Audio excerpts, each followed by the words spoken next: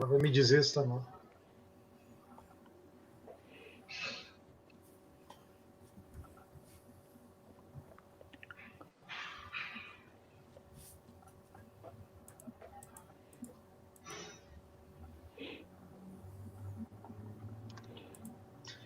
Boa noite a todas, boa noite a todos. Estou aqui com a live da região sul do país, a região tida hoje como o baluarte do conservadorismo eleitoral, político e eleitoral. Temos aqui Silvana Krause, do Rio Grande do Sul, Tiago Borges, de Santa Catarina, e Emerson Serve, do Paraná. Boa noite, Silvana. Boa noite, Tiago. Boa noite, Emerson. Boa noite. Boa noite. Boa noite. Boa noite a todos. Olha, tradicionalmente, né, sendo a primeira live aí falando da região, na semana passada eu coordenei várias lives da região Nordeste, e aí todo mundo se apresentou. A primeira vez, né, vale a pena se apresentar. Então eu gostaria, né, que vocês se apresentassem um pouco da formação, né? Eu sempre digo, olha, nós aqui todos somos doutores, né? Fazer doutorado não é algo simples. As pessoas acham, né? Outro dia tinha uma discussão na internet que o advogado e o médico que fizeram graduação se apresentam como doutores. Aí alguém disse, não pode, né? Não, isso é título honorífico. O nosso título é titulação acadêmica. Silvana, se você pudesse começar se apresentando. Eu estou vindo do sul para o norte, então estou começando do Rio Grande do Sul e indo em direção ao Paraná. Bom, a minha formação é toda na área das ciências sociais, né? Mestrado aqui, filha da URGS, né? No mestrado, doutorado na Alemanha, no Centro de Estudos Latino-Americanos da Universidade Católica de Eichstätt-Ingolstadt. O que eu tenho ultimamente feito, né? Fui bolsista da Fundação Konrad Adenauer, né? Conselheira também até hoje. O que eu tenho produzido nos últimos tempos de pesquisa? Nos últimos tempos eu estou com um grupo de pesquisa que está se preocupando em entender novos partidos. Tá? O que são esses novos partidos, como é que eles têm entrado no sistema político, quais são as variáveis que explicam, né, essa entrada, os efeitos que eles têm trazido para o sistema político, e também coligações, né? Coligações é uma área que eu trabalhei bastante e ainda continuo pesquisando, né? Eleições, partidos, acho que por enquanto é isso. Tiago. Bom, a minha formação é na área de ciências sociais também, a minha graduação é em ciências sociais, o mestrado e o doutorado em ciência política na USP, na Universidade de São Paulo. Eu sou original de São Paulo, eu estou aqui em Santa Catarina faz quase 6 anos, salvo engano. Enfim, e a minha área de atuação é principalmente estudos de partidos políticos, pensando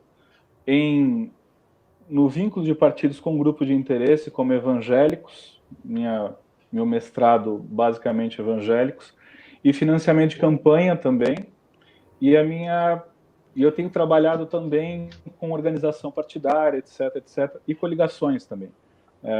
Partidos de eleições, numa área geral, né? Basicamente isso. Emerson. Então, Alberto, eu um pouco diferente dos colegas, eu migrei um pouco, pulei um pouco de galho em galho. A minha formação original é comunicador, sou jornalista, atuei como jornalista um período da minha carreira profissional, costumo dizer lá no século passado.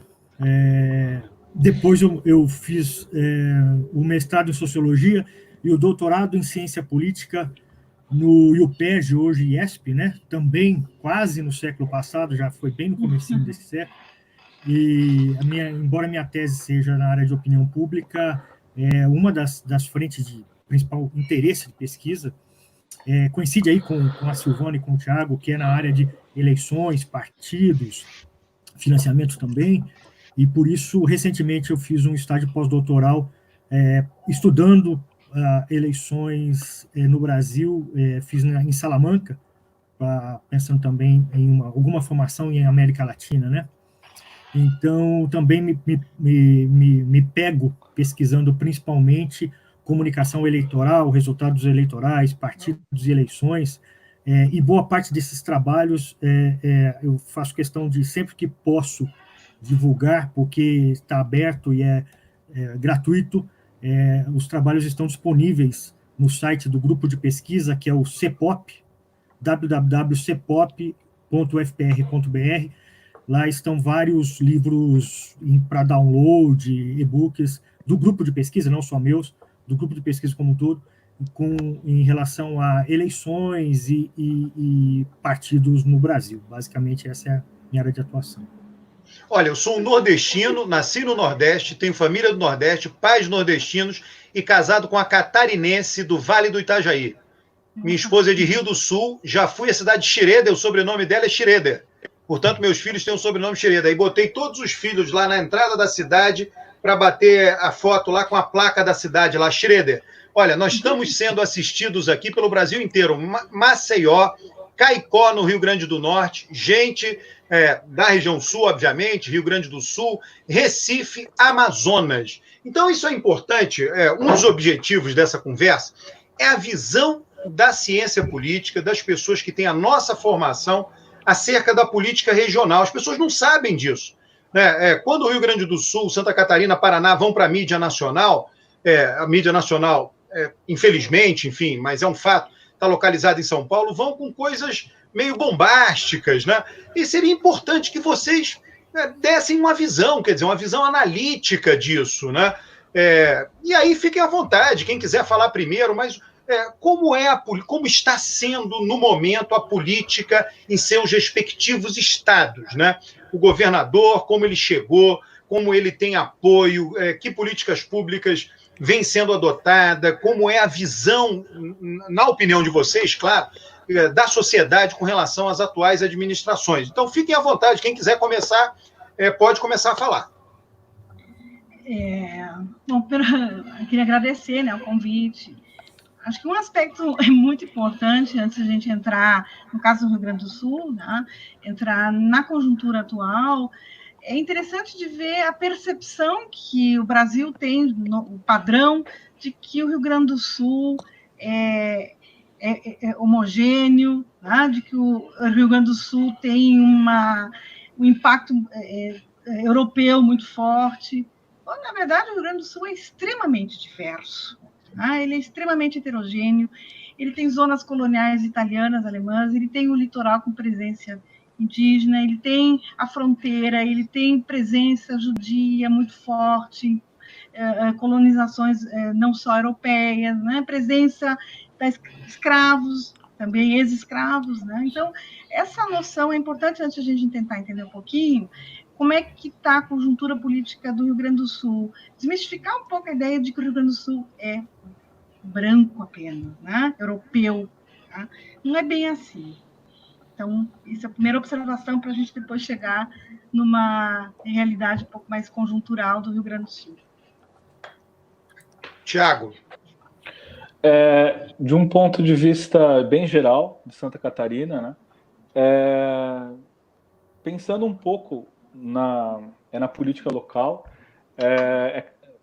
Santa Catarina, assim, eu não sou de Santa Catarina, então eu sou um cientista político que atua em Santa Catarina e tem estudado também, mas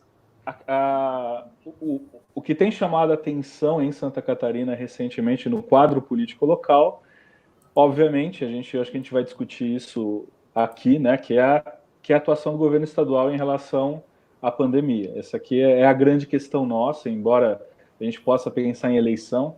É até estranho a gente falar em eleição nesse momento, mas a atuação do governo estadual em relação à pandemia é a grande questão. Um outro ponto importante é a própria eleição do governador atual, Carlos Moisés, que vem de encontro à onda do Bolsonaro, a onda eleitoral do Bolsonaro. Embora é importante pontuar que o governador ele tem conflitos significativos com o Bolsonaro. Então, esse quadro geral tem tensionado um tanto a política local, que é um pouco nesse sentido. Um Um outro elemento que eu, bem geral, bem introdutório, é em relação a uma espécie de uma nova política surgindo, né? Com uma redução de força dos partidos mais tradicionais em Santa Catarina e de uma nova política, uma nova prática de se fazer política. Isso apareceu na última eleição, assim como apareceu em vários lugares, e isso tem colocado desafios, por exemplo, para montar uma coalizão de governo, coisas tradicionais. É basicamente isso, um quadro de desafios políticos de Santa Catarina, que tem como pano de fundo agora, nesse momento, o enfrentamento da pandemia, sem dúvida nenhuma. Emerson. Olha só, Alberto, eu vou pegar a deixa aqui da Silvana, porque o Estado do Paraná, ele também, a exemplo do Rio Grande do Sul, ele não pode ser considerado um Estado, quando a gente pensa em termos eleitorais, em uma coisa única. Nós temos pelo menos 3 Paranás dentro desse Paraná. Né? Temos e quando a gente plota os mapas de votação, isso fica muito claro. Né? Temos o que eu vou chamar aqui de Paraná tradicional, que é esse Paraná que surge aqui no extremo leste, no litoral, Paranaguá, sobe até Curitiba e acompanha o Rio Iguaçu até o extremo oeste. Né? Então, é o sul do Paraná, é o Paraná mais tradicional, é o Paraná da ocupação inicial, né? É o Paraná do ciclo da madeira, do ciclo da erva mate, principalmente. Né? Então, esse Paraná, ele não expandiu até o início do século XX. No início do século XX, há um processo de migração dos gaúchos, onde há já uma tecnificação da agricultura anterior à do Paraná. Então, os gaúchos começam a subir e eles ocupam o oeste do Paraná. Essa ocupação dá uma outra característica política para o Paraná, para o oeste do Paraná. Inclusive, esses gaúchos continuam subindo depois, ao longo do século XX, Mato Grosso do Sul, Mato Grosso, e hoje já estão no extremo norte do Brasil, né, ampliando a fronteira agrícola. Mas, do ponto de vista da formação social, pequenas propriedades, médias propriedades rurais, deram um perfil político para essa área, para essa região do Paraná, que eu vou chamar de Paraná do Oeste. E temos um Paraná novo, um Paraná que é já mais recente, né, dos anos 30 e 40, que é o norte do Paraná, que é uma experiência de uma ocupação diferente da ocupação tradicional, que é aquela ocupação por grandes latifúndios, né? Ali no norte do Paraná, que é de onde eu venho, inclusive, houve uma ocupação em várias regiões, no chamado Paraná Novo e Paraná Novíssimo, ocupação com médias propriedades, sem ligação com o Estado, para fazer uma difusão de populacional rápida. Então, isso deu outro perfil para o Paraná do Norte, né, que é um Paraná, digamos assim, mais liberal, enquanto nós temos um Paraná mais tradicional, esse Paraná da capital, temos um Paraná mais progressista, esse Paraná do Oeste, e o Paraná mais liberal, que é o Paraná do Norte, ali Londrina, por exemplo, que se identifica muito mais com São Paulo do que se identificava, né? Historicamente se identificava muito mais com São Paulo do que com o próprio Curitiba, até por ligações de traços de quem ocupou de fato.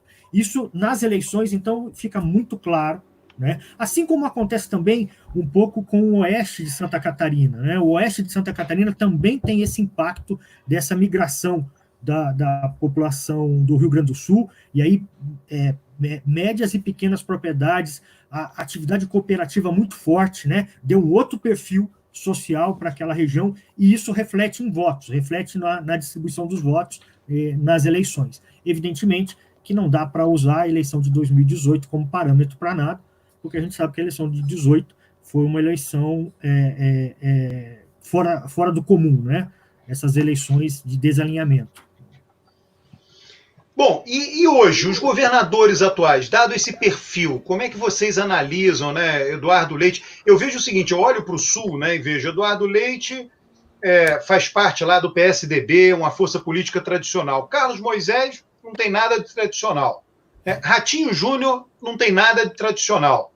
Então, queria que vocês debatessem, até entre vocês, o que aconteceu, digamos assim, na região sul.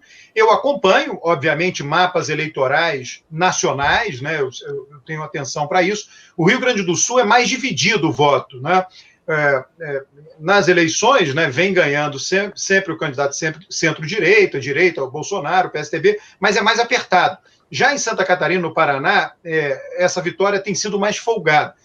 Isso pensando nacionalmente, mas eu queria que vocês falassem o que aconteceu. Quer dizer, Eduardo Leite está dentro, digamos assim, da política tradicional brasileira, né? PSDB, um partido estruturado. Parece que o Rio Grande do Sul tem isso. Você fica sempre dentro da disputa de partidos estruturados. E Santa Catarina não aconteceu isso na eleição passada, e o Paraná, pelo visto, também não. Quer dizer, o Paraná vinha, né, de algo estruturado. Santa Catarina também, quer dizer, Santa Catarina sempre teve uma disputa mais estruturada. Enfim, como é que vocês veem isso? Olha, eu vou começar então. Vamos alternar. Vai. Porque no caso do Paraná, na eleição para governador em 2018, nós tivemos alguns terremotos. Um dos terremotos foi para a eleição de governador de 2018, porque no período pré-eleitoral, o cenário estava organizado para uma disputa entre dois principais candidatos, né?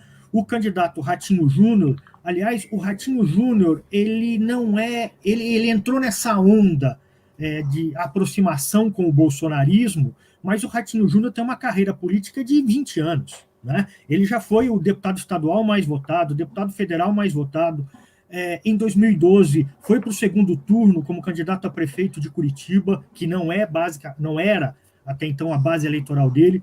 Então, o Ratinho Júnior, ele estruturou um partido político no Paraná, um partido político que não existia, que era o PSC, que era o partido dele. Ele, ao longo de 2 décadas, uma década pelo menos, ele foi trabalhando sendo presidente do diretor estadual, candidatos a vereador, candidatos a prefeito, deputado fazendo votação. Teve uma eleição que ele saiu da Câmara Federal para vir para a Assembleia Legislativa para fazer bancada, né, para a votação dele fazer bancada. Então, ele tem uma carreira longa no regional, né? Só que essa carreira dele era uma carreira que coincidia com um eleitorado mais conservador do interior do estado, PSC, mais ligado a setores evangélicos, e que coincidiu em 2018 com o segmento de votação do bolsonarismo. Mas ele não é originário, né? O que eu quero dizer é que ele não é resultado disso, ele é anterior a isso. Até, às vezes, eu fico me perguntando por que é que ele fica ainda tão próximo a esse perfil. Ele pertencia ao governo Beto Richa, era um secretário do governo Beto Richa e pré-candidato a governador. O Beto Richa sai do governo para ser candidato ao Senado, e a vice-governadora, né, que também se candidata ao governo. Só que o Ratinho Júnior tinha muito mais intenção de voto no período pré-eleitoral do que a Cida Borghetti, que era a vice-governadora.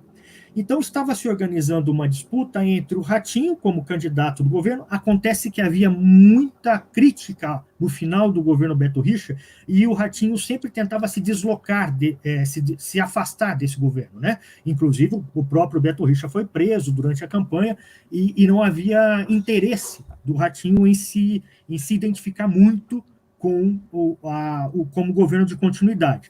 E na oposição, a oposição estava se organizando para lançar o ex-senador Osmar Dias como candidato do PDT ao governo do estado do Paraná. No período pré-eleitoral, o Osmar Dias tinha um problema, porque o irmão do Osmar Dias, o Álvaro Dias, ia ser candidato a presidente pelo Podemos, né? E o PDT, que era o partido do Osmar, tinha candidato a presidente, que era o Ciro Gomes. Então, o Osmar Dias teve que resolver o problema, porque o Osmar Dias dizia, olha, eu não vou fazer campanha sem estar ao lado do meu irmão como candidato a presidente. Então, o PDT chegou a abrir mão de ter o seu candidato aqui fazendo campanha para o Ciro Gomes.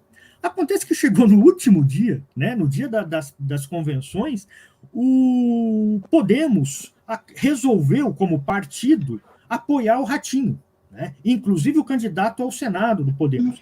E, embora o Álvaro Dias dissesse que ele pessoalmente apoiaria o Osmar Dias, mas o partido estava liberado. Nessas condições, o Osmar Dias preferiu não se apresentar como candidato. Na última hora, no último dia, faltavam 24 horas para o final das convenções. Então, o PDT ficou sem candidato ao governo, o MDB, que era o partido que estava se coligando, acabou lançando um candidato a governador que não tinha grande expressão, era um deputado federal, mas não tinha condições de disputar. Isso fez com que o Ratinho tivesse plenas condições de ganhar no primeiro turno, como ganhou, com 59%, quase 60% de votos no primeiro turno. Todos os demais, ou seja, o Ratinho fez 2 votos para cada um de todos os demais, né? Mas isso em boa medida por conta da desistência de última hora do Osmar Dias, como consequência da decisão do Podemos em apoiar o Ratinho e não o candidato do PDT. Esse foi o primeiro, digamos assim, terremoto eleitoral em 2018 no Paraná. Tiago, Silvana, vocês? Silvana. O Rio Grande do Sul ele tem uma tradição de alternância de poder no Estado, né? E também tem uma tradição de a capital do Estado sempre ter um comportamento mais à esquerda, o que não houve na última eleição. Né? O que eu tenho a dizer com relação à eleição do governador Leite, né? É preciso a gente entender que a eleição do governador Leite não é uma eleição do PSDB estruturado, é um fenômeno de um prefeito de um grande distrito eleitoral da cidade de Pelotas, né, que fez uma administração muito bem aprovada, né? Então, essa variável ela é importante, é um jovem, né? Não nós tivemos a administração do PSDB com Ieda Grúzios, né? Antes e isso trouxe, a avaliação do PSDB com Ieda Grúzios trouxe uma experiência amarga de disputas entre o PSDB e o PT, né? Que são conhecidas, e na eleição de 2018 nós tínhamos um governador, tá? Do PMDB, que tinha uma avaliação não muito positiva, mas consegue para o segundo turno, né? Que também é de uma cidade importante, é um grande distrito, uma zona de italianos, né? Aliás, o MDB, com todas as rupturas que a política brasileira teve em 2018, o MDB, hoje MDB, e o PP no Rio Grande do Sul são muito importantes, tem uma representação de prefeituras muito grande, e a disputa de 2018 ela se deu muito, apesar do PSDB em 2018 ter sido muito prejudicado a nível nacional, no Rio Grande do Sul, o pragmatismo, né, de uma prefeitura bem consolidada, bem administrada, e de um jovem, né, de um PSDB diferente, jovem, não comprometido com todos os gastos que o PSDB teve a nível nacional, trouxe essa variável. Né? E Porto Alegre, na última eleição, realmente foi uma surpresa muito grande, mas também compreensível por toda a onda antipetista que teve, apesar do Rio Grande do Sul ainda, o PT é um partido que tem um peso muito grande, tanto na Assembleia Legislativa, né, como na Câmara dos Deputados, a representação do Rio Grande do Sul, o PT, apesar de ter tido perdas na eleição de 2018, conseguiu manter a sua força, né? E o Rio Grande do Sul, nós estamos, ele é muito discutido, né? Que o Rio Grande do Sul é um bipartidarismo, não é verdade, né? Cada vez mais a gente vê uma fragmentação muito grande, e interessante também a gente ver as diferenças. Nós temos um prefeito do PSDB, né? E temos um governador do PSDB. No entanto, né, leitura, o PSDB teve problemas de manter a sua coalizão no próprio governo, rompendo, né, com seu vice. Não é o mesmo caso do governador, então nós temos, dentro do próprio Estado, um comportamento muito diferente do executivo municipal do PSDB e do executivo estadual. Tá? Então, é uma realidade bastante diversificada, né, dentro dos próprios partidos também daqui do Rio Grande do Sul. Né? Ô, Silvana, depois vamos voltar a esse ponto, uma quantidade imensa de menções aqui, perguntas, dizendo que no Rio Grande do Sul nunca ninguém consegue ser reeleito. Normal, todo mundo sempre diz isso. Então, você em algum momento vou te pedir para comentar isso. Tiago. Bom, em Santa Catarina, já comentei um pouco, mas o quadro de 2018 é um quadro de novidade. A candidatura do Moisés, ele era desconhecido, de fato, a candidatura do Moisés, ele era uma figura política desconhecida, ele entra na política muito recentemente, ele não tem uma trajetória anterior, e ele vai no bojo da onda do 17, de fato. Isso é bem claro, assim. Você tem mais de 70% de votos no Bolsonaro em 2018, e no segundo turno, você tem uma virada, né, do primeiro para o segundo, você tem também mais de 70% para o Moisés. Então, você tem uma aderência muito grande em Santa Catarina à eleição presidencial. Isso é muito claro. Você tem uma onda do PSL em Santa Catarina. No caso da bancada eleita, não foi tão grande, você continua com o MDB sendo uma força significativa, mas em 2018 você tem o quê da nova política, né? Com a bandeira tanto mais conservadora, né? com bandeiras conservadoras e pensando em uma economia mais liberal, né? De um certo modo. Além disso, você tem essa questão da nova política de uma renovação muito grande, de você se distanciar dos grupos tradicionais em Santa Catarina. E é importante o histórico em Santa Catarina, que aí, né, pegando até uma fala inicial do Alberto, aqui a centro-direita é, de fato, historicamente muito forte. Isso desde o regime militar até antes. Os grupos de centro-direita, eles têm um êxito muito grande ao longo de todo o tempo em Santa Catarina. É muito difícil, assim, tem alguns casos, né, de prefeituras ao longo do tempo que o PT é muito fraco aqui em Santa Catarina. Assim, você tem algumas figuras, você tem algumas prefeituras ao longo do tempo, mas você não tem uma força política de esquerda que você possa falar, né? Você tem o PMDB, às vezes, o PMDB daquele jeito. Então, a centro-direita aqui ela é muito predominante. E você tem na última eleição, isso fica evidente, um movimento de renovação dessa centro-direita. A grande disputa aqui foi de quem entra nesse espaço da centro-direita, que ele é o espaço eleitoral mais significativo, ou seja, para ganhar uma eleição majoritária, você tem que pensar nesse espaço político de preferência. Então, um pouco da história política de Santa Catarina é pensar de uma predominância muito grande de grupos ligados a partidos vinculados à antiga Arena. Por exemplo, o PP ele teve uma força muito grande com o grupo com a Amin, o Bornhausen, no primeiro momento, depois o PFL, depois o DEM, né? Mudanças de... Mas aqui a gente está falando de um estado no qual a força predominante ela é de direita, basicamente. E isso foi muito em 2018, isso foi... teve uma aderência muito grande com todo o movimento de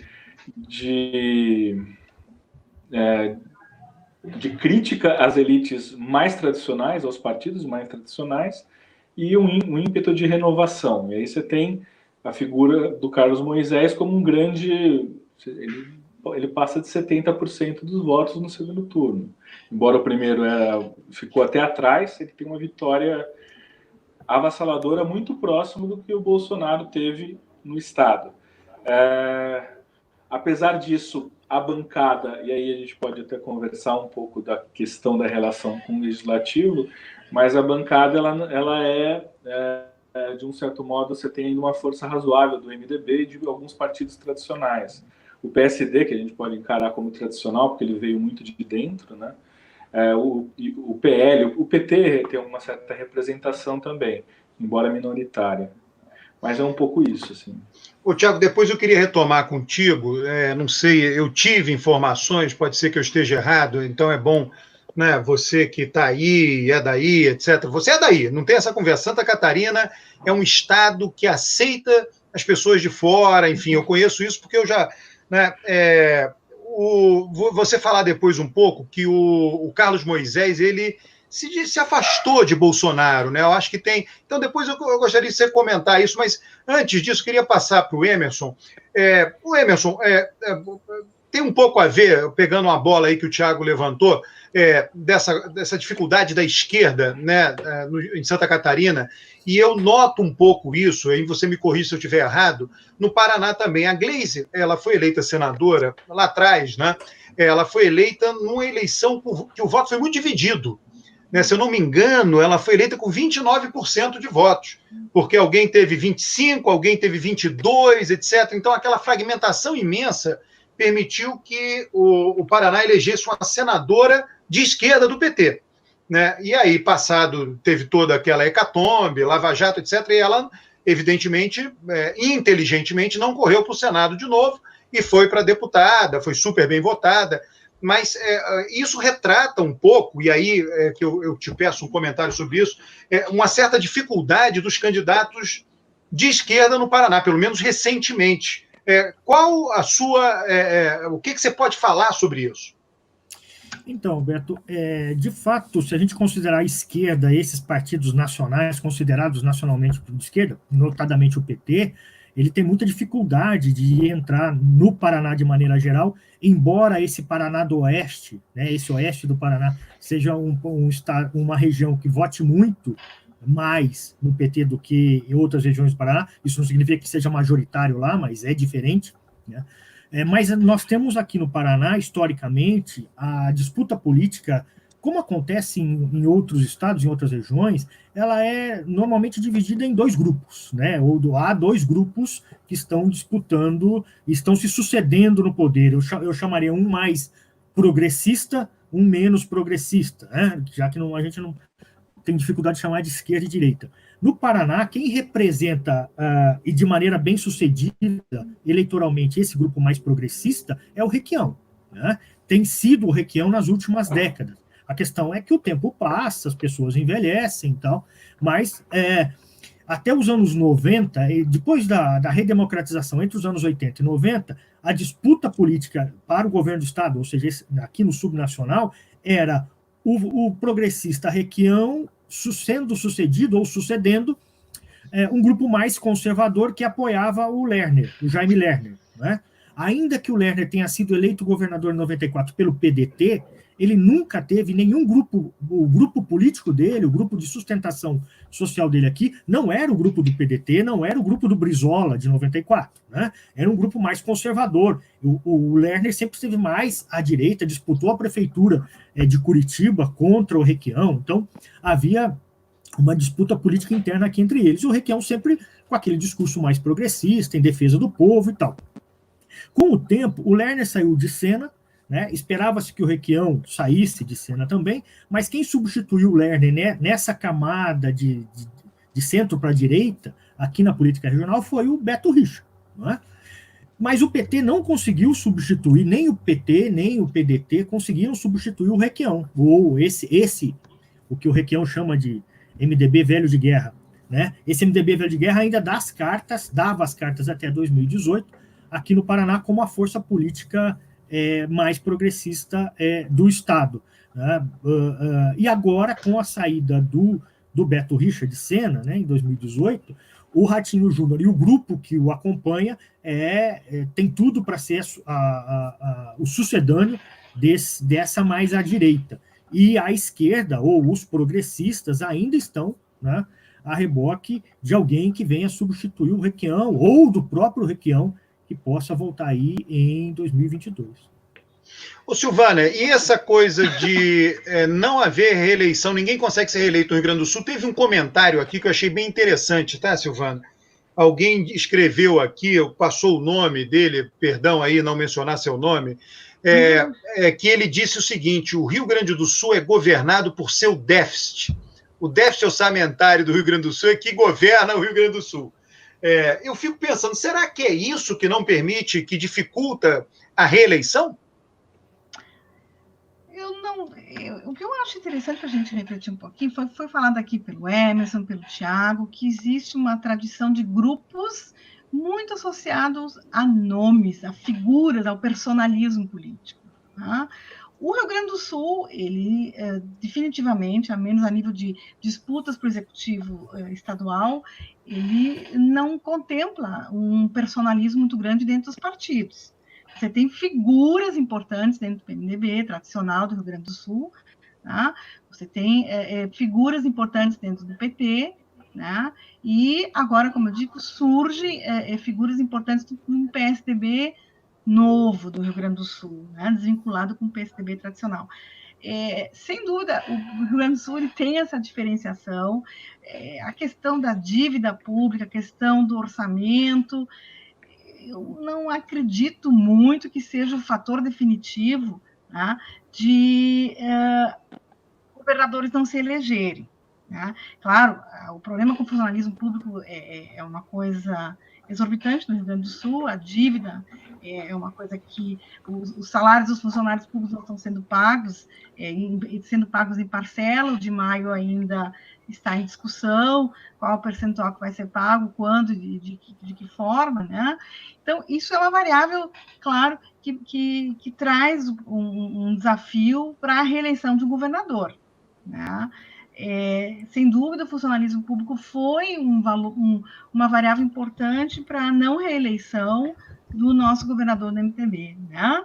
O nosso, que é de Caxias, que é um colégio eleitoral importantíssimo, de colonização italiana, de uma industrialização muito grande, né?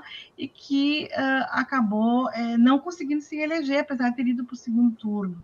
Né? E o interessante, se a gente olhar os últimos anos no Rio Grande do Sul, né, há uma estabilidade de representação do PP, que é tradicional, que vem da Arena, né, há uma estabilidade da votação do MDB, que vem de toda uma tradição já do sistema bipartidário brasileiro, né, da nova, que vem do período civil, do regime civil-militar, mas, assim, essa variável de uma terceira via, né, ela tem se apresentado constantemente. O PT apareceu como uma terceira via, no certo momento, né? Agora, o PT, em 2018, no Rio Grande do Sul, que tinha uma tradição, especialmente na capital, né, teve perdas muito importantes, né, no Rio Grande do Sul. Enquanto que os partidos mais conservadores, em 2018, como o de centro, né, como o PP, que é muito forte no Rio Grande do Sul, principalmente nas zonas coloniais, né, de imigração alemã, que eu conheço bem, né? O PT sempre foi muito importante, e a troca de partidos realmente não é bem vista. Tá? Então, a gente não pode chegar a uma constatação, como os colegas aqui falaram, muito em personalidades, polícias que controlam os partidos. Tá? Claro, Pedro Simão, uma figura tradicional do MDB dos anos 80, né? Mas quem são hoje as figuras do MDB do Rio Grande do Sul? E mesmo assim, em 2018, o MDB está forte no interior, ele não teve perdas. Né? E isso significa algo, significa uma estruturação. Né? E significa se fala muito em bipartidarismo, mas também não. Nós temos dois partidos bastante consolidados que se mantêm, né? MDB, PP, de centro e de direita, vamos dizer assim, mas também temos a entrada do PT nos anos 80, nos anos 90, né, no Rio Grande do Sul, e especialmente na capital, como eu já disse. Então, realmente, o Rio Grande do Sul não dá para reduzir que a reeleição é um problema apenas a questão de não aprovação do governo, do pragmatismo do gaúcho, não está satisfeito, troca. Né, e não está satisfeito porque as contas não estão sendo pagas, porque o funcionalismo público não está sendo pago. A questão é muito de uma cultura política, né? Muito mais enraizada com partidos, e existem pesquisas que mostram que a mudança de partido não é bem vista. Uma carreira. Né? Pode surgir, quando nós tivemos o fenômeno do senador, que surge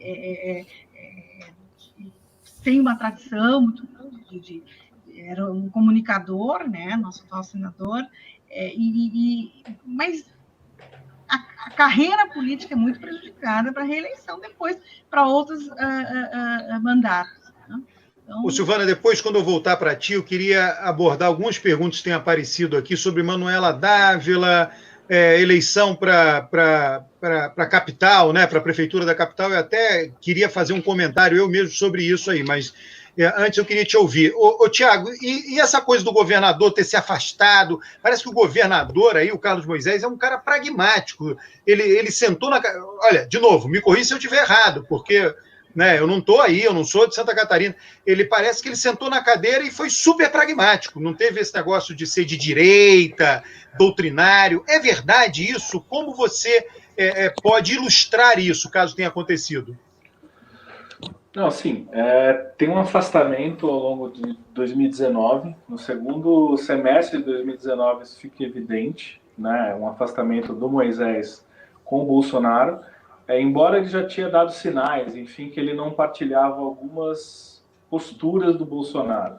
É importante pensar também o fenômeno do Bolsonaro como algumas faces, né? Você tem uma face mais conservadora e pendendo mais autoritária, no sentido mais antidemocrático, ou também bandeira de valores, e também uma bandeira mais do Paulo Guedes, uma coisa mais de liberdade econômica.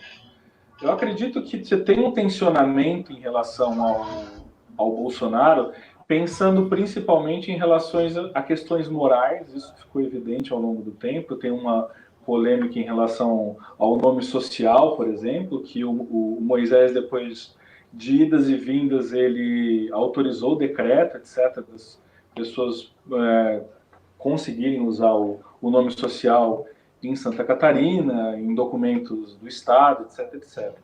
E você tem um distanciamento.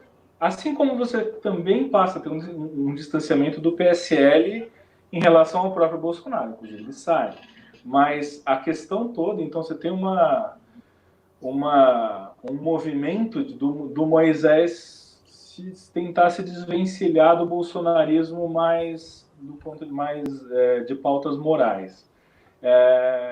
A composição do executivo que ele faz, das secretarias, ela tem um perfil técnico, se a gente pode falar, que é composto, não sei se técnico, né? Parece que é técnico e político, não acho que é muito bom isso, mas ela é distante dos partidos políticos, isso é muito claro, você tem uma figura ou outra, muito mais vinculado às forças armadas e forças policiais, e ao setor empresarial.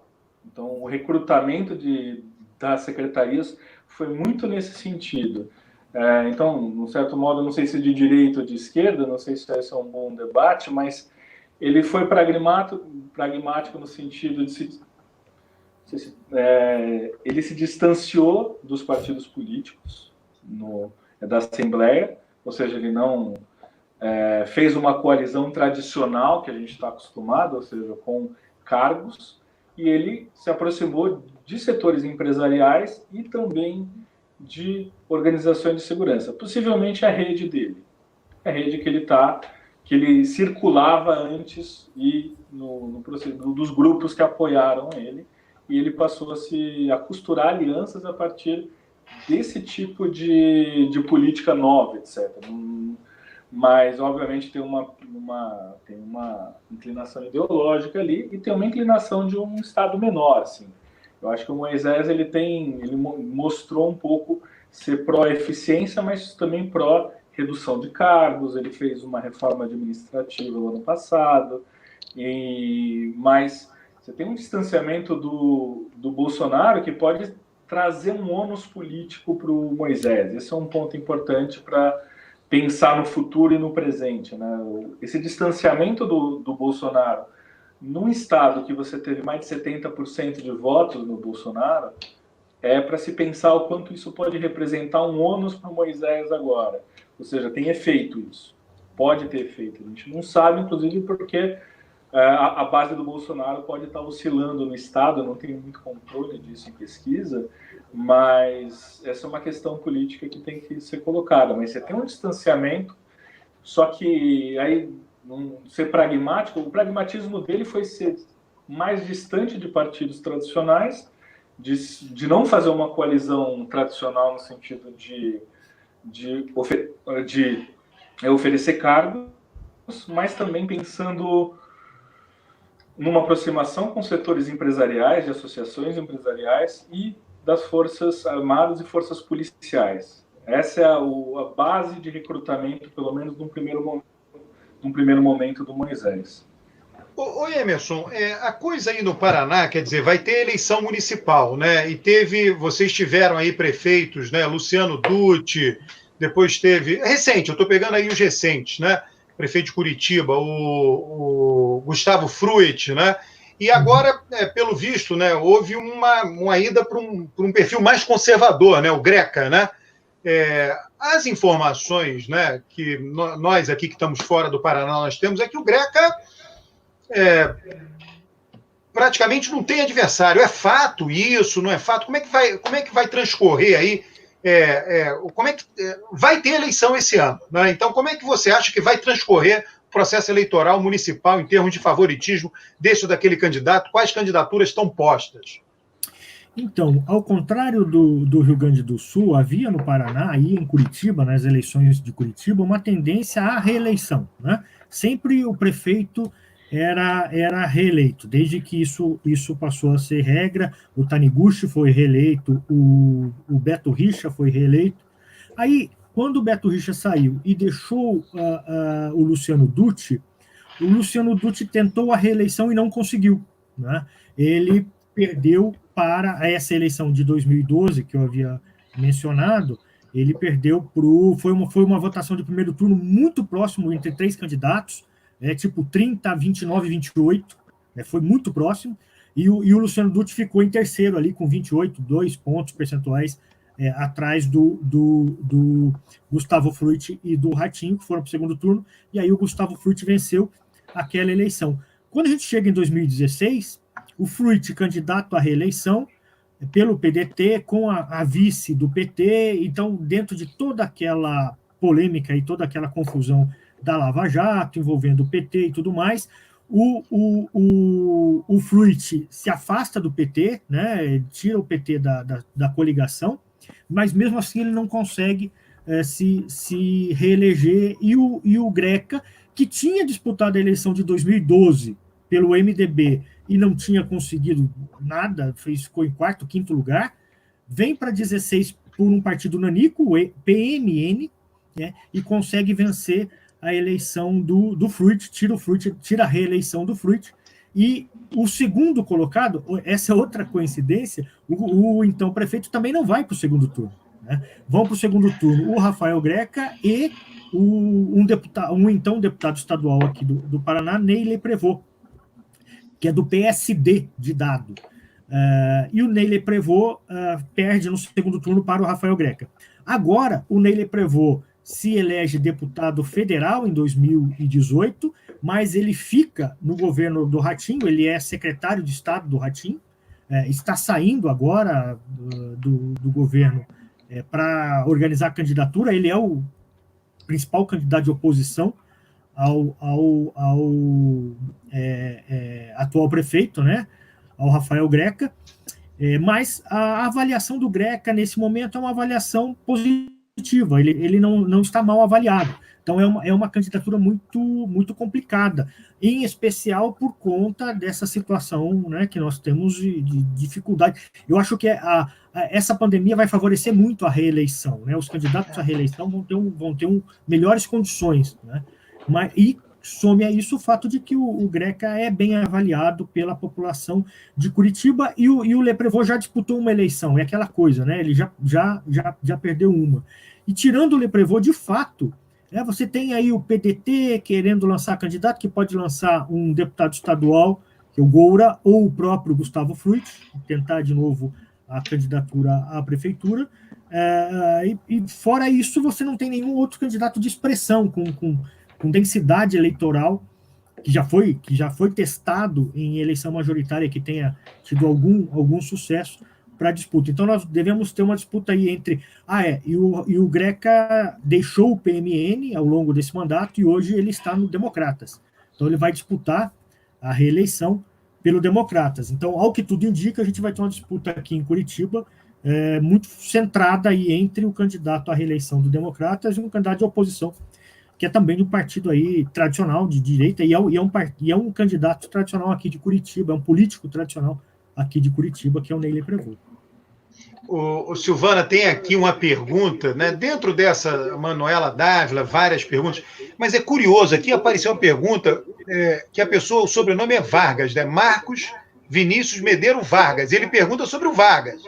Ele diz o seguinte: a figura de Getúlio Vargas ainda está presente na memória dos gaúchos? Existe getulismo no Rio Grande do Sul? Ô Marcos, você está nos ouvindo aí, você é descendente de Getúlio Vargas? É a pergunta que fica aqui. Pode escrever ali no chat aqui do canal aí. Em função o PTB no Rio Grande do Sul, ele tem ainda, se nós pensarmos Getúlio Vargas com a tradição do PTB, o PTB é outro hoje, né? A absorção da tradição getulista, ela se deu muito mais para o trabalhismo, com Brizola, posteriormente, né? E com a neta do Brizola, Juliana, que é uma figura importante também, né, na tradição do PDT, né, de buscar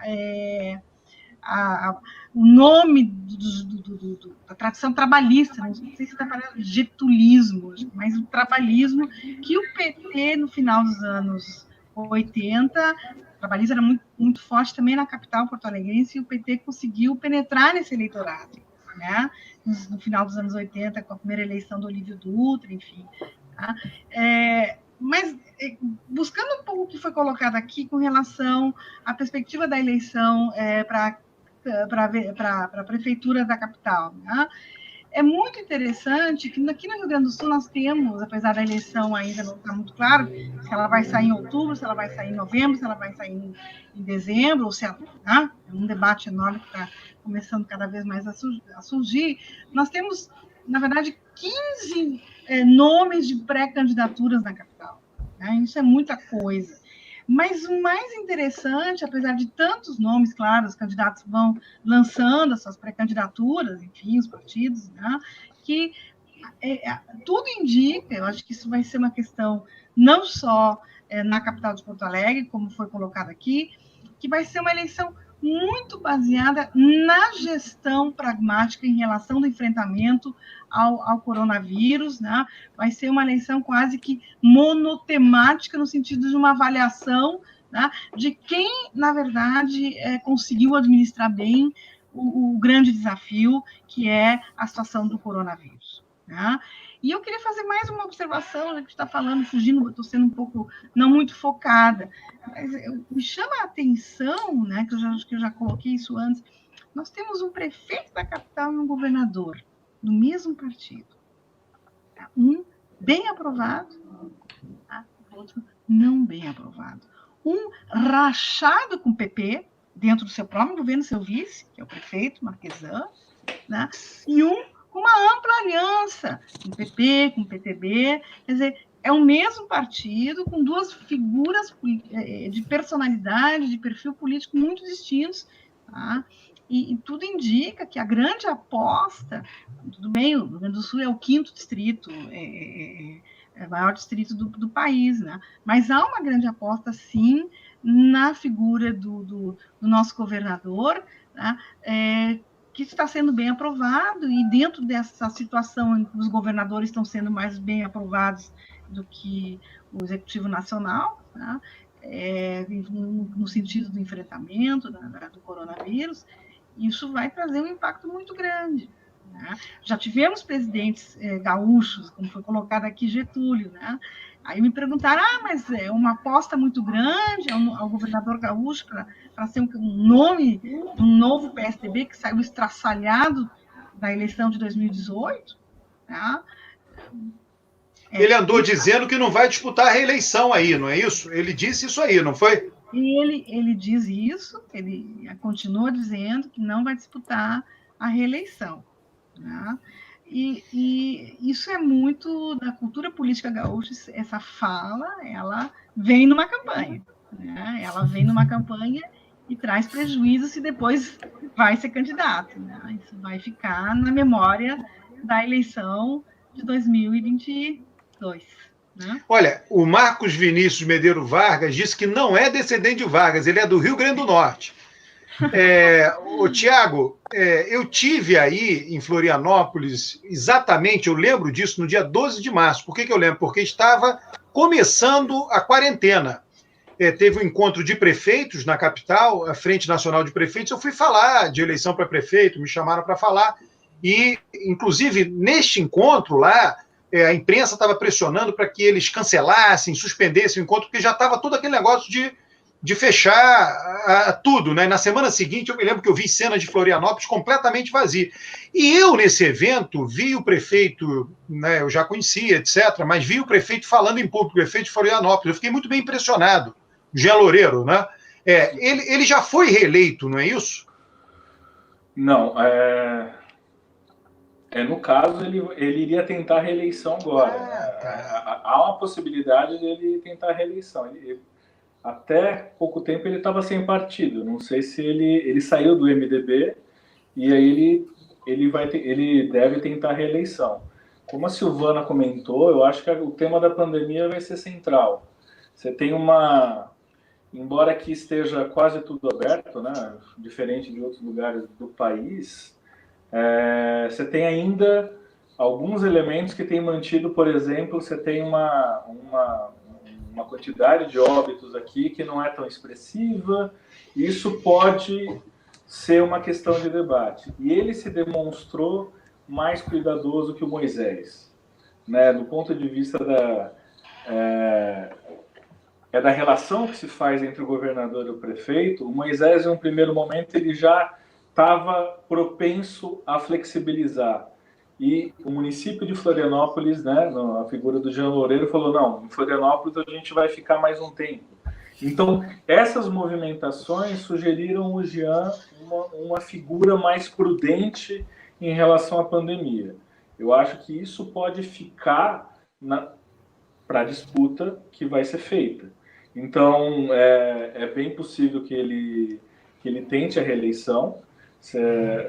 O terreno ainda está extremamente, pelo que eu li, bem fragmentado, com nomes ainda sendo ventilados, mas eu acho que vai ser uma disputa que pode favorecer o Jean Loureiro e outros prefeitos que vão tentar a reeleição por conta até de uma questão informacional, né? Vamos estar falando sobre pandemia até a eleição. Então, eu acho que isso vai ser avaliado de uma maneira, eu não sei, vai depender muito de como vai ser daqui para frente, mas até o momento, o Jean Loureiro, ele sugeriu ser mais prudente que o governador Moisés, pegando um pouco o contexto de Santa Catarina. Ele se distanciou, por exemplo, de outros prefeitos que logo no início da pandemia já queriam abrir o comércio. Ele já foi mais prudente, ele se colocou mais prudente que esses prefeitos. Então, Tiago, só uma perguntinha. Mais cuidadoso. Aí, dentro do que você está falando aqui, o Gus, de Santa Catarina, pergunta: a fraqueza do PT abre caminho para algum tipo de aliança da esquerda, incluindo de apoio ao Jean Loureiro? Isso é difícil falar. Eu acho que não. Assim, pelo que eu tenho visto, tem tido uma articulação acho que nem é uma articulação por enquanto, mas os partidos, pelo menos no primeiro turno, devem lançar candidaturas próprias. O pessoal parece que sim, já deve estar. Talvez tenha algum tipo de aliança na esquerda, mas eu não sei. Não sei do PT, por exemplo. O PT pode ser, mas eu não apostaria nisso. Mas o Jean, pelo que eu tenho visto em redes sociais, etc., não tenho visto pesquisa de opinião sobre, ele tem sido bem visto pela essa postura mais prudente. Porque, né, a gente tem que pegar a escala do Bolsonaro e a gente pegando essa escala, o Jean ele se torna mais prudente e, na comparação com o eleitor, ele vai comparar, inclusive, com com o Moisés também, que o Moisés ele foi um pouco mais propenso a abrir num primeiro momento, e o Jean sinalizou que ele é mais prudente, que ele é mais cuidadoso. Isso pode, sim, trazer eleitores, talvez, se não os partidos em um primeiro momento, mas talvez alguns eleitores, eu acho que um grupo de eleitores mais propensos, talvez, à esquerda, mais propensos ao... Se tivesse esse vínculo, que eu acho que é uma questão que vai se colocar entre esquerda e ser favorável a medidas de isolamento, parece que está tendo essa polarização, mas o Jean Loureiro tem se colocado como um comunista, brincando um pouco com as... Né, ele se colocou um pouco no sentido mais prudente em relação às medidas. Isso pode ter um efeito benéfico para ele, e se ele escolher um partido até a eleição e resolver ser, de fato, disputar a reeleição, que eu acho que é provável. O Emerson, o Requião vai ser importante na eleição municipal em Curitiba? Olha, vai fazer algum tipo de articulação? Como é que ele vai se comportar aí? O Requião continua ativo nas redes sociais, né? Ele teve essa reviravolta de última hora na eleição de 2018, que ele era o candidato com a maior intenção de voto para o Senado e acabou sendo derrotado, acabou ficando em terceiro, mas ele continua ativo, e boa parte da política desse grupo mais progressista, né, do Paraná passa pelo Requião, e se não diretamente, indiretamente ele vai participar. O MDB apresentou um pré-candidato à prefeitura de Curitiba, e que é sobrinho do Requião, e foi candidato a governador em 2018, derrotado, então passa também, né? Também passa. Ele, inclusive, até tinha sugerido que seria candidato, enfim. Foi. Mas eu acho que não chega tanto. Mas que ele tem importância e tem influência ainda, isso sim. Ô Emerson, você mora em Curitiba, não é isso? Isso. Você é vizinho do Sérgio Moro? Moramos no mesmo bairro, digamos assim. Mas eu cheguei. Você poderia falar um pouco para todo mundo, né? O clima de Curitiba, né? Para todo mundo que está nos ouvindo, como eu disse, né? Você tem um ambiente aí, você vive aí no seu dia a dia a tal República de Curitiba, né?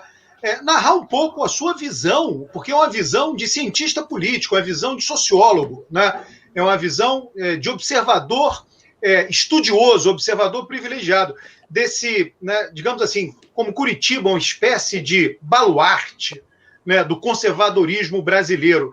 Moro é de Maringá, não é isso? Isso. Que é socialmente uma cidade mais conservadora ou pelo menos tão conservadora quanto Curitiba, embora esteja localizada em uma região mais de ocupação mais recente. Alberto, eu vou te dizer, houve uma espécie de uma representação simbólica dessa coisa de República de Curitiba, que era muito mais para fora daqui do que aqui dentro, né? Evidentemente que a Lava Jato teve um apoio muito grande aqui em Curitiba, né? Então, até hoje, você ainda encontra muitos carros com adesivos "Eu apoio a Lava Jato" aqui pelas ruas de Curitiba. Então, havia um certo consenso de que era um movimento importante e de que aquele pessoal estava fazendo algo importante, mas isso não é algo assim tão monolítico, tão majoritário, né? Tanto que durante os quase 2 anos que Lula esteve preso aqui na Polícia Federal, foi mantido o famoso acampamento, né? Pelo MST, foi mantido dentro da cidade, praticamente dentro da cidade, num bairro aqui onde está a sede da Polícia Federal, e com um grande apoio, né? As pessoas iam lá, apoiavam, havia manifestações. Então, agora, que majoritariamente, né, criou-se um clima favorável ao discurso da Lava Jato, sem dúvida alguma, né? E isso tem impacto na política local. Embora o impacto não tenha sido tão grande do ponto de vista eleitoral, né?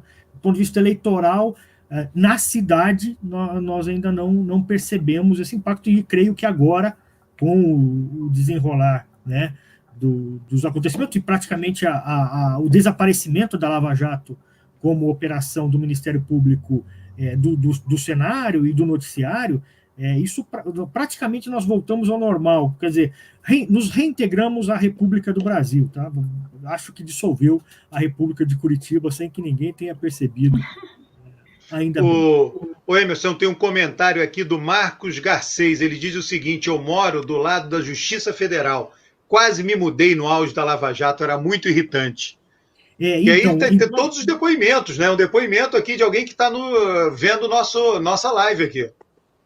E enquanto depois foi montado o acampamento lá em defesa do Lula, houve também, em frente a essa Justiça Federal, uma pequena praça, uma pracinha. E aí ali foi montado também um container ali, e ficavam umas senhoras durante os dias ali fazendo crochê e tricô, e era o acampamento da Lava Jato. E de tempos em tempos havia uma carreata. Provavelmente, se ele morar ali em frente, de fato, ele deve ter sofrido um pouco nesses eventos. Agora, o Pedro Aguiar comenta aqui, ele diz assim: Alberto, Maringá já teve prefeito PT por 2 mandatos, mas talvez hoje seja difícil, né? Eu penso assim, Maringá, Londrina, é a região ali mais conservadora do Paraná, é ou não é? Teve prefeito do PT, e inclusive padre, né? Era um padre prefeito pelo PT.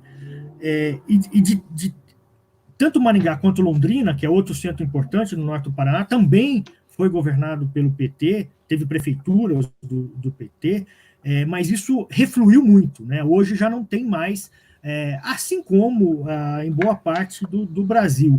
Essas prefeituras do PT, no caso do Paraná, foram muito naquela onda Lula, depois de 2002, na eleição de 2004, né? Ou então na eleição de 2000 já com aquele espírito de mudança, mas depois desse período, né, 2004, 2008, caiu bastante, pelo menos nos grandes centros.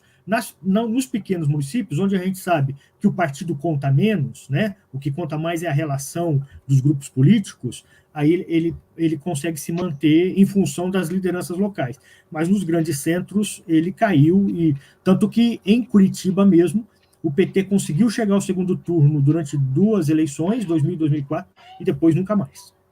O Franklin Soldati diz assim: parabéns, Alberto, pela organização da live. Só fera falando. Eu elogio aí a todos vocês aí. Ô, Silvana, e a Manuela Dávila? A minha visão, né, eu queria que você comentasse o que eu vou falar, é que ela vai ter dificuldade se ela for candidata a prefeita, né? Eu acho que tem essa coisa da guerra cultural que se tornou importante no Brasil, né? E ela não está posicionada ainda para enfrentar essa guerra cultural. O que você acha disso? Bom, tem que se pensar em vários aspectos. Primeiro, Porto Alegre tem uma tradição de centro-esquerda que vem dos anos da democracia de 45 e 64. Porto Alegre tem um comportamento muito diferente do interior do Rio Grande do Sul. Porto Alegre tem uma tradição onde o PT e o PDT tiveram um eleitorado muito estável. Eu não vejo poucas chances. O que está se percebendo, né, é que a capacidade da Manuela criar uma frente de esquerda, com exceção do PSOL, que não foi incluída, o PT dá uma recuada e de vice da Manuela, né, cria uma vantagem na disputa da capital, né, e também uma outra variável importante, para dizer que o jogo ainda tem que ser muito jogado, nós vamos olhar o centro, mas mais à direita de Porto Alegre está muito dividida, né? Está muito rachada. Se, por exemplo, o pessoal não consegue botar a candidatura de Melchiona numa frente de esquerda, né? Ela é deputada estadual, né? O sonho era botar PSOL, PT e PCdoB como Manuela na chapa, não está dando certo, não vai dar certo, mas o PT porto-alegrense, tudo está indicando, e já está praticamente fechado isso, percebeu que teria que fazer uma frente maior do que achar que tem hegemonia na capital. Tá? E tem essa variável da divisão, nós temos, como eu disse, 15 pré-candidatos. Tá? E um governador do PSDB que está com uma aprovação reprovação, na verdade, não tem nem muito, os últimos dados agora não tem aqui comigo, mas é uma aprovação muito baixa, tá? E foi uma exceção ter um PSDB do perfil da candidatura de Marquesan. Tá? Isso realmente foi uma exceção. Mas eu queria chamar a atenção de uma outra variável. Tanto a eleição de 2018, que foi uma eleição disruptiva, né? Como a eleição de 2016 na capital, né?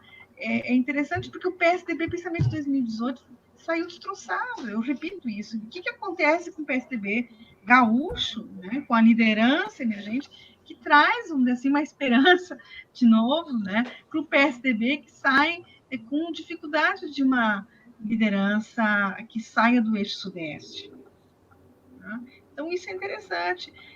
Com toda a disrupção e a rejeição também ao PSDB, né, em função da conexão muito clara com os escândalos, enfim, nos últimos anos, não impactou, trouxe uma novidade. E aí chama a atenção do pragmatismo do gaúcho. Tá? Esse nosso governador, ele não estou aqui discutindo se essa avaliação do eleitor está sendo correta ou não, estou dizendo que as pesquisas de opinião estão dizendo é que ele foi muito bem avaliado na Prefeitura de Pelotas, que é um importante distrito, está sendo muito bem avaliado agora, inclusive com o enfrentamento do coronavírus. Né? O Rio Grande do Sul está com as menores taxas de letalidade dos 3 estados do sul do Brasil. Tá? Isso realmente traz uma realidade que tudo indica que nós vamos ter aí uma liderança do PSDB, todas as dificuldades que os partidos têm de renovar suas lideranças, está surgindo aí alguma coisa. O Tiago, tem uma pergunta para você do Leonardo Almeida. O Elson Pereira é a principal liderança de esquerda em Florianópolis hoje?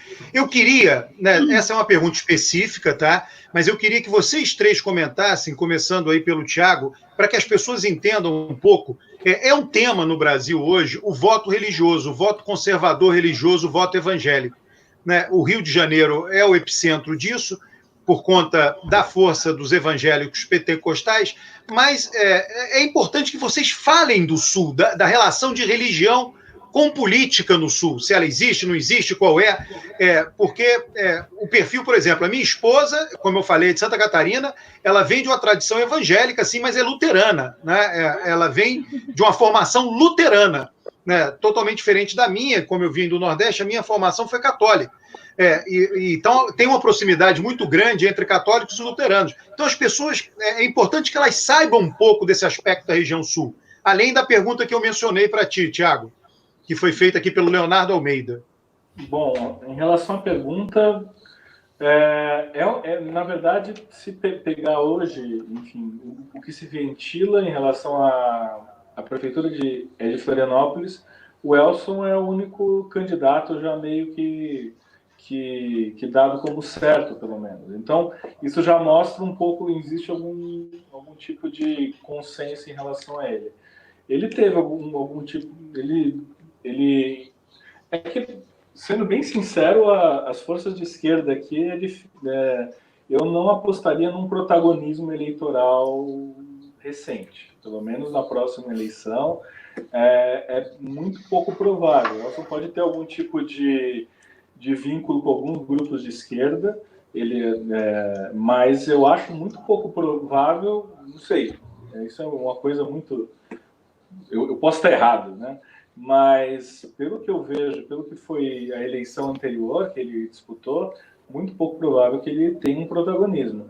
É muito mais provável pensar como grupos, por exemplo, de sustentação ao atual prefeito, né? Essa aceitação, esse clima talvez mais amistoso em relação a esse atual prefeito, como isso vai entrar em choque, por exemplo, com a postura do Bolsonaro, que teve um apoio muito grande aqui. Eu apostaria muito mais nessa para pensar num protagonismo eleitoral do que pensar, por exemplo, no Elson. Acho que o Elson ele vai ter uma parcela de eleitor, mas eu acho que do ponto de vista de expressão eleitoral, eu acho pouco provável que ele vai... Pode ser que eu esteja errado, mas eu acho que é um pouco provável que ele tenha uma situação muito favorável. Um outro ponto que você levantou, Alberto, em relação aos evangélicos, né? Eu já tentei, eu tenho uma pesquisa sobre isso. Em Santa Catarina, eu percebo que isso é menos pronunciado que em outros lugares. Talvez porque o espaço da direita também ele está, enfim, ele está ocupado por outras forças, talvez seja desnecessário, talvez uma entrada tão forte, pensando em pautas conservadoras, pensando espacialmente a coisa, mas e talvez por questões também religiosas de grupos históricos também, etc., né, de um protestantismo mais histórico, mas em Florianópolis não é tão intenso como em outros lugares. Você tem algumas figuras que aparecem, mas não tem um protagonismo tão grande como em outros lugares. Isso em Santa Catarina também, pegando as bancadas estaduais. O protagonismo é menor. É uma agenda que acaba se colocando, mas a agenda conservadora se coloca, mas por outros grupos também. Ela os evangélicos não têm um protagonismo tão grande como tem, por exemplo, no Rio de Janeiro e em outros estados, por exemplo. Emerson, com relação a esse tópico da religião aí. Aqui no Paraná ele é mais pronunciado que em Santa Catarina, provavelmente. Em Curitiba, em especial, a Câmara de Vereadores tem uma bancada forte de pastores e de pessoas ligadas a igrejas, né, ou ligadas a pastores que são deputados estaduais, né, de alguma forma conseguem ocupar esse espaço, e me parece que há duas explicações para isso, porque, primeiro, os pastores substituíram, os representantes religiosos substituíram os comunicadores, os radialistas, né, de 20 anos atrás. São eles que estão comunicando hoje, inclusive porque também estão na televisão e no rádio, né, ocupando esse espaço. Então, se a gente olhar para as bancadas de câmaras de vereadores hoje, a gente não tem mais os radialistas que a gente tinha 20 anos atrás, bancadas de radialistas e de apresentadores, aqueles programas que sempre resultavam em eleitos, que eram os programas policiais, né, cederam espaço para os comunicadores religiosos. E a segunda característica, a segunda explicação, ao meu ver, é que, tirando o início do processo de entrada dos grupos de representantes religiosos na política, onde eles tentaram entrar por um partido, ter o partido da religião, há muito tempo eles estão distribuídos entre partidos, porque eles sabem que dentro do partido eles concorriam com eles mesmos. Não é? Então, você tem até um partido ou outro que tem mais, que tem uma direção de uma igreja, o que quer que seja. Mas, de maneira geral, eles não têm um partido, né? Eles formam essa bancada depois de eleitos. O curioso é que, como a gente sabe, essa vai ser a primeira eleição que nós não teremos coligação, né? Que nós teremos os partidos tendo que apresentar chapas fortes para conseguir um número significativo de eleitos, né? Essa condição nova, me parece, vai gerar, a médio prazo, né? Não para esse ano, mas daqui para frente, uma tendência de concentração, né, de entrada, de organização dos partidos por esses segmentos, porque aí vai ser mais interessante ter todo mundo no mesmo partido, porque aí vai aumentar a possibilidade de mais cadeiras nos legislativos, e aí estou falando só dos legislativos, porque para as eleições majoritárias as coligações ainda são permitidas. Então, talvez a gente comece a ver a partir de agora uma mudança nessa estratégia predominante dos grupos sociais, né, dos segmentos sociais, para a entrada na política, coisa que funcionou até aqui, talvez não funcione tanto daqui para frente. Silvana. Bom, com relação ao Rio Grande do Sul, e especialmente ao que o Emerson falou, né? Bom, o Rio Grande do Sul tem uma tradição positivista muito forte. Né? Então, esse positivismo, ele trouxe uma raiz onde política e religião devem ter uma separação muito grande. Ainda mais, a minha dissertação de mestrado foi sobre isso, sobre luteranos e católicos no Rio Grande do Sul, na República Velha, enfim, né? A gente pode ver que a questão religiosa e a pluralidade religiosa sempre foi uma coisa... os luteranos não podiam votar até antes da República, né? E aqui houve um movimento muito forte dos luteranos poderem participar da política. Né? Então, esse espaço evangélico, de neopentecostalismos, enfim, ele não é tão forte. Né? Tanto porque as religiões católicas italianas são bastante consolidadas também, né? Você tem as tradições luteranas, e mais, né? A tradição partidária também traz, vamos dizer assim, uma dificuldade, porque eu acho muito difícil, Emerson, a gente conseguir ver essas várias correntes evangélicas, né, pentecostais, se unificar dentro de um partido. Né? Como uma reação de sobrevivência. Né? E isso, mesmo com as reformas políticas, eu não consigo imaginar, porque esses movimentos religiosos são tão distintos, tão diversificados, tão fragmentados, né? Que a estratégia justamente era essa que você falou, e que agora com a reforma que foi feita, isso a médio prazo poderia ser alterado. Tenho minhas dúvidas se esses movimentos tão heterogêneos vão conseguir achar algo para a unificação de um partido evangélico. Olha aqui, pessoal, vamos caminhar para o final. Eu gostaria que vocês fizessem aí um fechamento. A gente já está aqui, a gente nem nota, 1h20 conversando sobre política. Né? Todo mundo gosta, uma quantidade aqui de comentários. O Luciano Cunha, está muito boa essa live, seria legal repetir. Eu aqui, eu vou fazer o meu comentário final. Antes de vocês, eu escrevi esse livro no ano da eleição, O Voto do Brasileiro, e fiz mapas eleitorais de todo o Brasil. E aí, olhando o Sul, eu fiz mapas do Sul, né? Tem aqui, que fica invertido, o azul, né? O azul é mais escuro, o voto é mais conservador, né? Peguei 3 eleições. E você vê o voto mais conservador no Brasil, eu fiz esses mapas para todas as regiões. É a Serra Gaúcha, o Vale do Itajaí, né, que é a região lá de onde vem minha esposa, lá, Blumenau, Rio do Sul, e o norte do Paraná. Está aqui, o norte do Paraná, aqui, Londrina e Maringá. São as 3 regiões do Brasil antes de Bolsonaro. Tudo isso aqui são 3 eleições, 2006, 10 e 14. São 3 eleições de PSDB. Antes de Bolsonaro, foi o voto consistentemente mais conservador no país. No país. Né? Isso é bem interessante. No caso do Paraná, essa região era mais PSDB, né? Exato. A exemplo do que a Silvana disse, aqui no Paraná, então, o PSDB praticamente evaporou-se em 2018, por tudo, mais a questão das denúncias contra o Beto Richa. Então, acabou que não elegeu um deputado federal, né, e reduziu bastante a bancada estadual. Mas no norte do Paraná, o PSDB sempre tinha uma votação muito forte, inclusive para presidente. Né? O presidente era muito forte lá.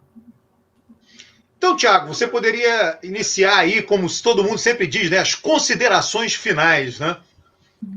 Bom, antes de fazer as considerações, eu gostaria de agradecer a oportunidade, né, de estar participando desse encontro virtual, no meio de tantas lives. Acho uma oportunidade muito bacana. Eu agradeço o convite do Alberto, de estar com a Silvana, com o Emerson, muito bacana. Considerações finais, né, pensando, como já foi dito aqui, eu gostaria de só pontuar, nos finais, que as eleições a gente tem que pensar agora relacionado com um evento catastrófico que é a pandemia. E aí e pensar como a política vai reagir a essa pandemia e como o eleitorado vai reagir a essa política também. É um pouco isso que vai ficar para os próximos capítulos em relação às eleições. A gente discutiu muito eleição, mas obviamente a gente vai ver como essas regiões reagiram tanto às posições dos governadores e dos prefeitos, mas também do presidente da República. Eu acho que essa vai ser uma complexidade que a gente vai ver ao longo dos próximos meses, e isso vai, enfim, eu acho que é um pontapé final para a gente continuar discutindo futuramente, eu acho. Mas é isso. Posso falar? Eu acho que nós estamos uma reflexão final, né? Acho que o desafio das próximas eleições, principalmente essa municipal, nós estamos caminhando para um processo de polarização política. A pergunta que fica, né? Com o coronavírus e tudo bem, a gente viu a última pesquisa da Datafolha, enfim, de hoje, né? A rejeição aumenta, mas a aprovação permanece. A questão é como é que vai se dar a polarização? Vai se dar pela questão do coronavírus ou vai se dar pela questão do bolsonarismo? Né? Essa polarização vai se encaminhar para onde? Acho que é esse que vai ser pelo pragmatismo, afinal de contas, o Rio Grande do Sul teve um bom efeito, o prefeito, o vereador dando desculpa, o governador, ou é uma questão só meramente de uma agenda ideológica? O que vai colocar na cabeça do eleitor, e aí provavelmente em vários estados vai ser diferente, o que vai definir o próximo comportamento eleitoral?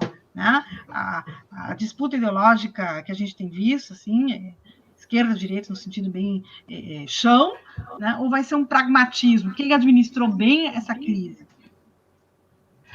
Acho que vai ser uma questão central. Emerson.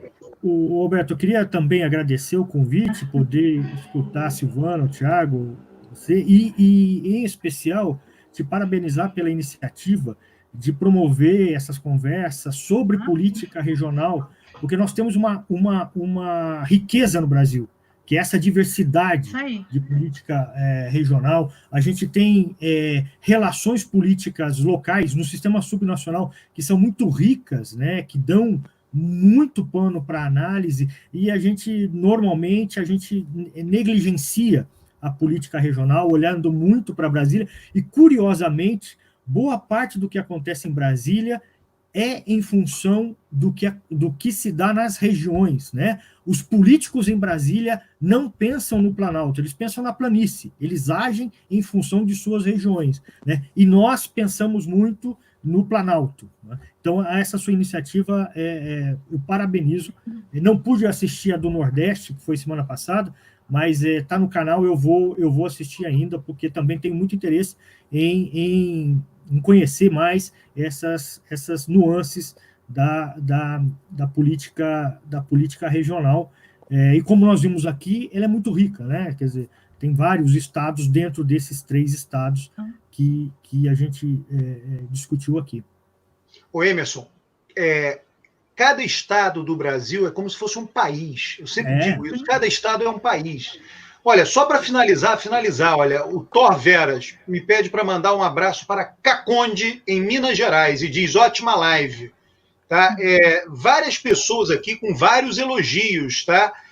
A minha equipe que está assistindo, o Thor Veras pede o link do Telegram. Né? Comentaram aqui da Serra Gaúcha, do Vale do Itajaí, todos vocês aí tiveram elogios nominais, particulares, aí depois eu mando tudo isso para vocês. Eu queria agradecer vocês. E queria o compromisso de vocês que nós vamos repetir isto aqui. Vamos lá. Joia, agradeço também. Valeu. Muito bacana.